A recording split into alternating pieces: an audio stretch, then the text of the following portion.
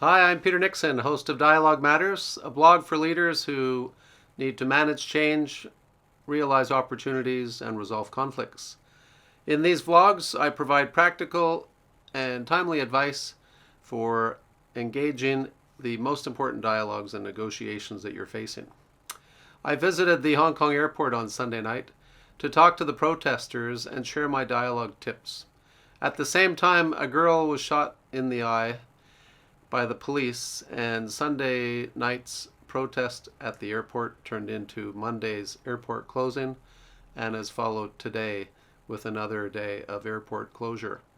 Hundreds of flights and thousands of passengers have been affected. The protesters Sunday told me that they're frustrated in the absence of dialogue with the Hong Kong government leaders during the last 10 weeks. Other cities and other countries have experienced social unrest just like Hong Kong, and they have used dialogue to stop the problems and manage the change in their benefit. In my book, Dialogue Gap, I provide and explain tips for some 50 different dialogue methods that could be used for different reasons, and leaders need to know what these are and how to use them, or how to contact facilitators to use them in order to make sure they're using the right method at the right time to get the outcome that they want. But when leaders don't want to engage in dialogue to resolve the conflict or manage change or realize opportunity, we don't have a dialogue problem, we have a leadership problem. I'd like to provide a couple of examples. Let me first start with France, because that's one of the ones that the protesters on Sunday wanted me to talk about. In France, in response to the Gilets jaunes, Yellow Vest movement, the president declared Le Grand Débat National, the big national debate is what they called it. And showing on screen now are the metrics of the extent of public engagement that took place in just a few months. They received 1.9 million online contributions from citizens of France, 27,000 emails. They held 10,000 local meetings and received 16,000 books with handwritten ideas from local districts. Great engagement. The process continues in France, but the conflict has stopped, and for the time being, things are working out. So demonstrators in Hong Kong ask me, why can't the Hong Kong government do something like France? But there's other examples. In Singapore, for example, they also experienced unhappiness with the youth, and in response to the social strife there a few years ago, they created something called the Singapore Conversation. And on screen now are details of that particular dialogue in case you're interested to learn more. I was consulted at the time about this process, and I'm pleased to report that the unrest has disappeared for the time being as a result of their government efforts in Singapore. I was also consulted in Bahrain, which several years ago was close to a civil war, and they were looking for ideas on how to resolve the problem. The government then created something called the Bahrain National Dialogues, which, like France and Singapore, actually allowed the citizens to express their feelings and their ideas and their unhappiness. And in time, the government responded, and the social unrest has, for the time being, almost disappeared. South Africa is another example. They famously had their Truth and Reconciliation Commissions in response to apartheid. But truth commissions are nothing new. They started way back in the 80s, and as you can see on screen now, have been held all over the world for all sorts of reasons, including in Canada, where I was consulted in response to their dialogues for the Indian residential schools. Another public example, which I can quote and for which I was asked for some ideas, was the unrest amidst the Anglican Church, where 60 million parishioners were splitting to break up the church in response to the problem of gay priests.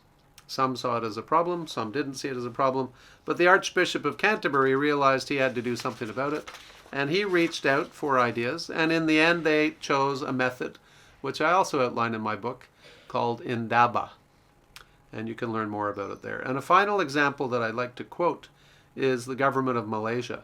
The Government of Malaysia also recognized they had a lot of problems, and they engaged my services over a number of years to train their senior public servants on how to lead dialogues and negotiate change more successfully.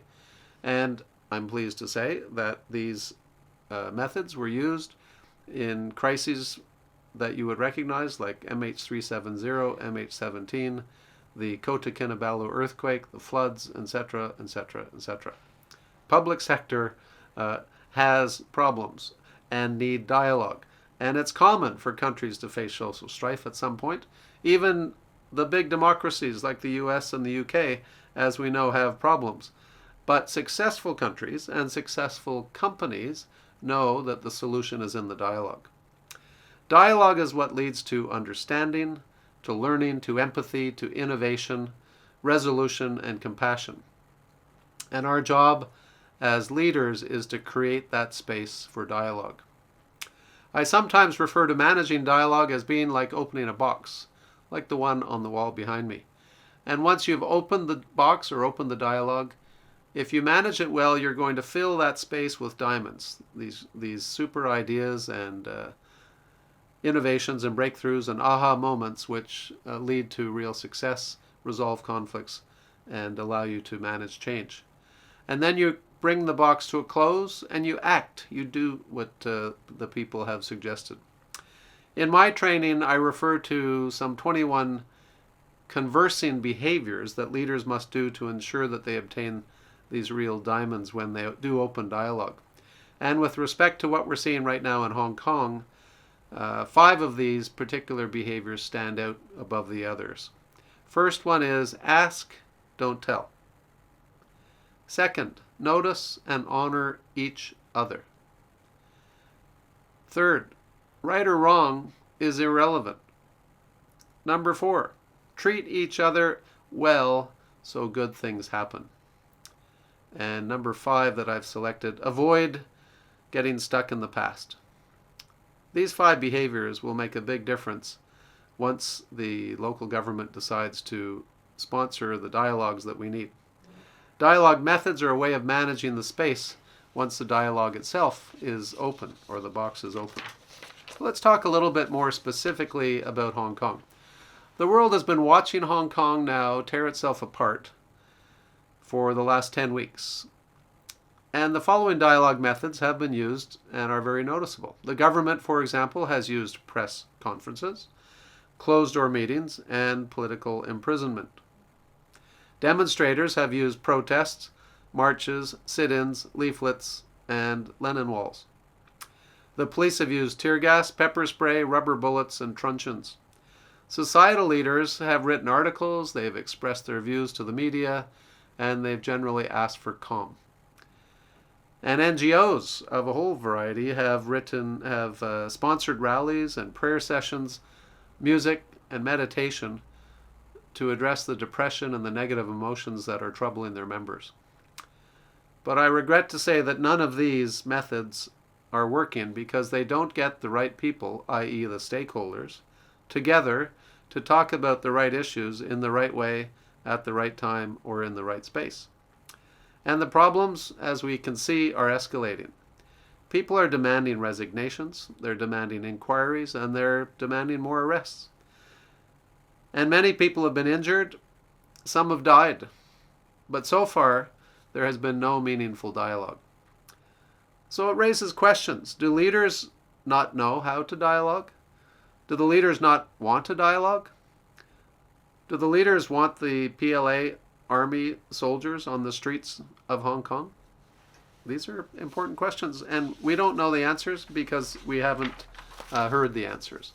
And I take a compassionate response. I like to believe that they don't know what to do, and that's why, as you have read in the newspapers, they're calling for people who can help to stand up. And these vlogs are my small way of standing up and offering help. So please forward this vlog to anyone that you know that can forward it to others that they know, so that eventually it lands in the hands of senior government officials who have the authority to sponsor the dialogues that we need to bring an end to our current crisis. The dialogue that I am suggesting is something I would call Hong Kong 2047. And the goal would be to invite all the stakeholder groups to dialogue on what they would like to see happen to make Hong Kong continue to be the place that we love to live and work and play. And once everyone has shared their issues and their vision for the future, we will begin to see a shared consensus emerge.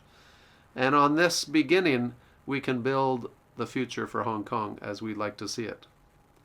So in conclusion, please be optimistic, have compassion.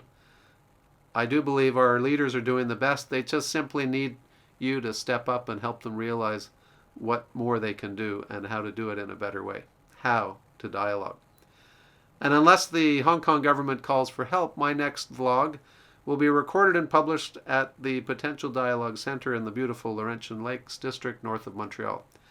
I hate to leave Hong Kong at this time, but I've delayed my annual leave, hoping that we could work this out. And it isn't working out because there is no dialogue. So if you want my help, please call. I will come in a flash. It's so important. I'm Peter Nixon, host of Dialogue Matters, asking the question, if the solution is in the dialogue, then what's the problem?